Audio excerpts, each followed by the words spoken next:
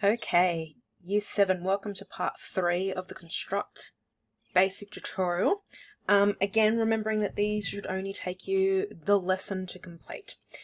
So, first things first, we're just going to jump right into it. We're going to go through again, just remembering how to open up your project. So I'll do it again for you, just in case you've forgotten in the week. Remembering we are saving everything to the cloud, so we're going to come over to the box that says the cloud with the little folder next to it. Clicking on that. Now, if this box doesn't appear, you need to select, you need to select a service, which needs to be Google Drive.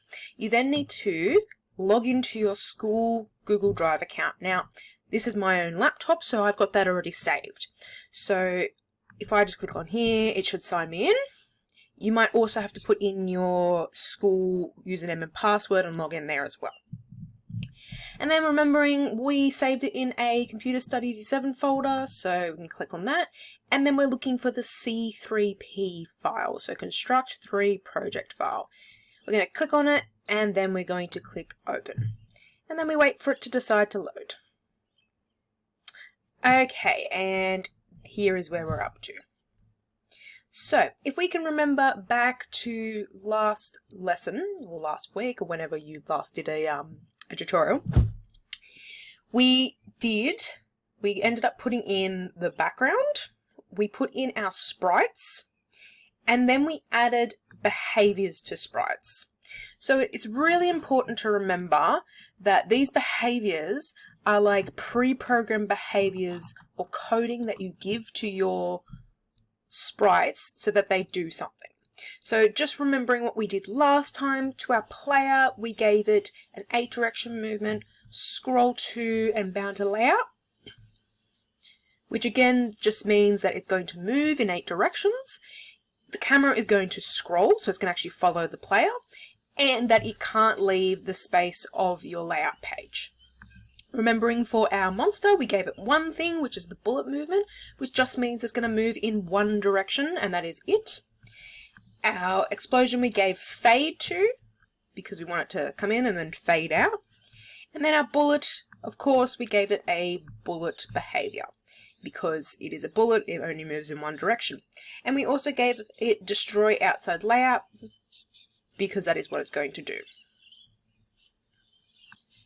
These behaviors are super important for you to remember, especially with your test coming up next term. So maybe this is something that you might want to write down.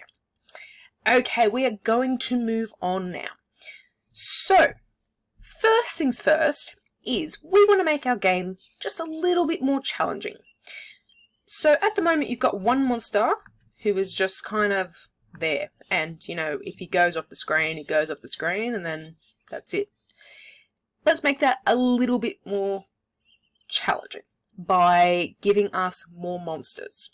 So with Construct, if you copy it in a certain way, you actually copy all of its behaviors, all of its coding, and everything. Now this is going to be different for Macs than it is going to be for Windows computer. So take note of what computer you are on. If you are on a Windows computer like me, you are going to hold your control key. You are going to click and hold on your monster, and you are simply going to drag down, and you will see that there is a second monster. If you are on a Mac, you are going to hold down your command key. You are going to click and hold your mouse, and you are going to drag it out, and that should make a second one. I want you to make at least 7 or 8 of these monsters, please.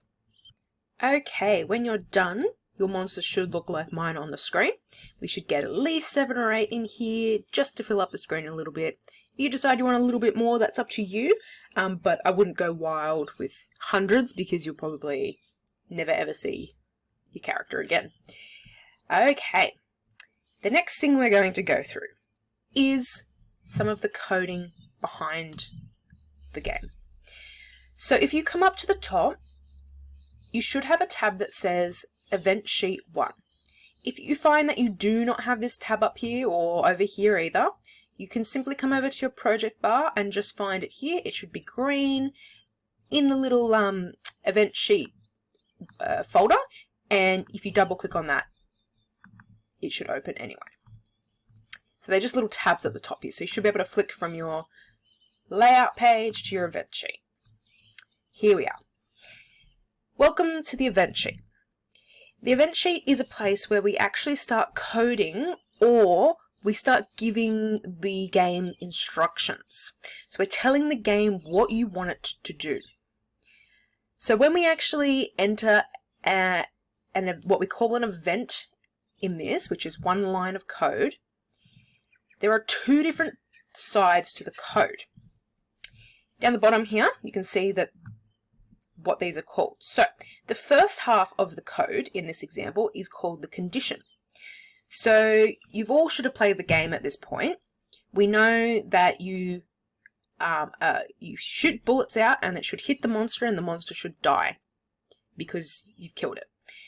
So for this, you can read it across and it goes bullet on collision with monster. So basically, once the bullet has collided with the monster, that is the first half of the event. That is the condition. What is happening in the game.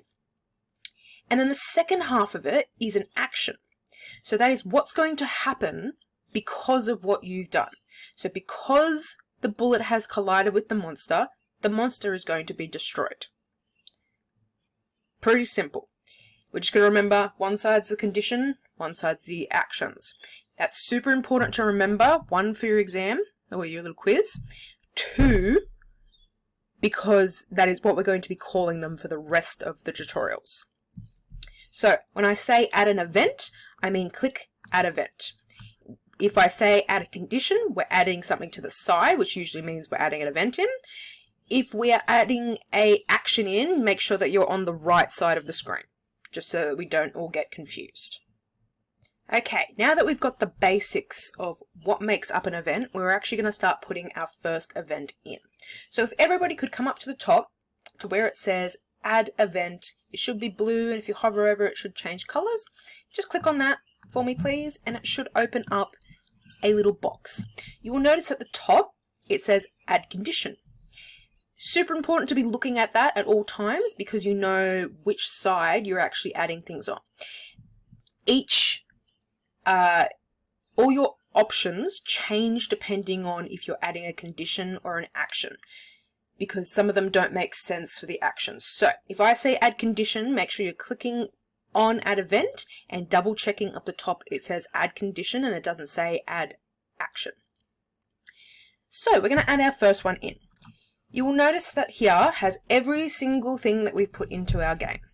We have put the system in, the bullet, the explosion, the keyboard, the monster, the mouse, the player, and a tiled background in. We can code with all of those features that we've put in, all of those sprites and things like our mouse and keyboard. We can code any of them. The first thing we're going to do is we're actually going to code the system. So the system is just the overall game. When the game starts up, that is the system. So we are going to double click on system and it should open up a second window. This has every single thing that you can do to the system in this game. They are pre-coded. We are just now going to make a sentence out of them. So once we've got our system, we are going to then find every tick. So it's going to be under, if we have a little heading here, it says general, and then if we look under that, it says every tick. If you find that you can't find the things that I'm talking about, you have a search bar up the top here, so you can even just type it in, and it should appear for you. So every tick. Then we're going to go next. Now, you will notice here is one line, and we have half of it filled with our condition. And now we have a little button that appears that says add action. So now we're going to click add action and you will now have another box appear. Again, up the top, we're just double checking. It says add action. And if that's all clear, what we're going to do is we're going to actually code something that the player is going to do. So we're going to come down and we're going to double click on player. All right, now what we want to do is we want to add set angle towards position. Now you'll notice under angle here There is set angle, there's rotate towards position. Don't get confused. We want set angle towards position. They all do different things. So, again, we're going to click on it, make sure it's highlighted in blue, go next, and we will have this box up. So, because we're setting an angle towards the position, we now have to tell it what position we want it to set to. So we have what we call a x-axis and a y-axis.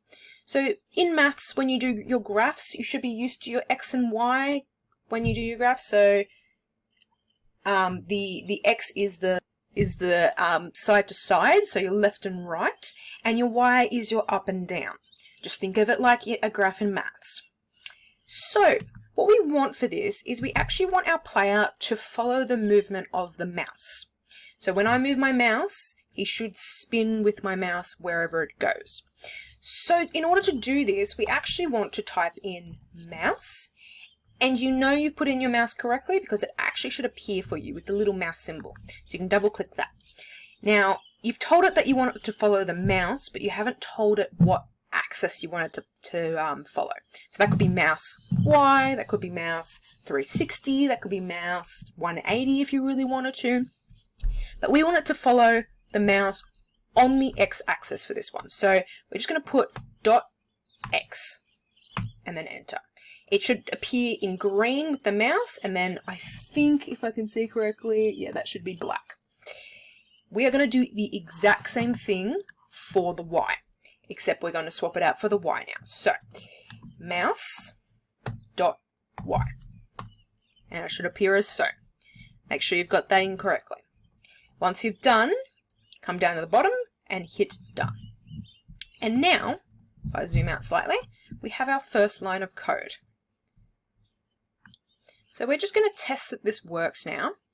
If you go up to the top and you hit the play button or the preview button, and it opens up the window, you should be able to see that if you move your mouse in all three directions, or 360, he should spin with you, like mine. If it doesn't spin with you, just double check your code. So double check that this is correct. Make sure that you have your mouse in on everything. Now that we've done this, we are also going to save. So remembering the little button next to the menu is the save button. Make sure that this pops up in the corner and that everything's saved. Okay, we are going to add in one more event for this lesson.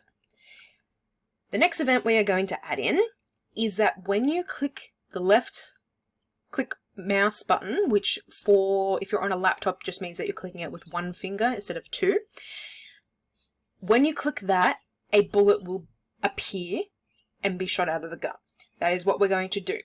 So, we're going to add another event. Remember, when we're clicking add event, not add action. So down the bottom, add event, so that we can add a condition in. We are going to click on mouse. We're then going to go to on click, which is right here. Make sure it's on click, not on any click, on click. Watch the one that's highlighted in blue. Come down to next, and we are going to leave this how it is. We want it to be on left button click. So left is already on there, and type is already clicked, so we've already got it. And there we go. It should read, here we go, mouse on left button clicked, which means when we're clicking the left button on the mouse. Then we're going to go over and we are going to add an action. Our action is going to be consisted of the player, because that is where we are spawning the object from. So player, and then we are going to find spawn another object. So it might be a nice idea just to type in spawn, so just double check your spelling, and spawn another object. So in case people don't know what spawn means, it just means that an item is going to appear. We use this as a gaming terminology for things appearing into the game, especially when you want like monsters to appear. In this instance, we're actually going to make the bullet appear from the gun of the player. So your object up the top here is going to be a bullet. So we want the bullet to appear. We're going to leave it as layer 0 because we're still working on layer 0 over the side here. But what we are going to change is the image point. So if we change that to 1, please, and we're going to leave create hierarchy unticked, so it should look like so. And then we're going to go to done. And there we go, we have our second event here. Okay, now if you come back up to the preview button, we're just going to preview this for a second. And if you just click with your one finger, you will see there is a bullet. Now, at the moment, if you actually look really carefully, this bullet is coming out of his head. So this is the point where my cursor is, that is where it's coming out of. Now, we are going to change that, but not in this lesson. So at the moment, as long as the bullet flies forward and is coming out and shooting forward when you click, that is all we need. Alright, remembering we're going to come up to the top again and we are going to hit save, make sure it goes grey, make sure that thing, and that is going to be the end of this lesson.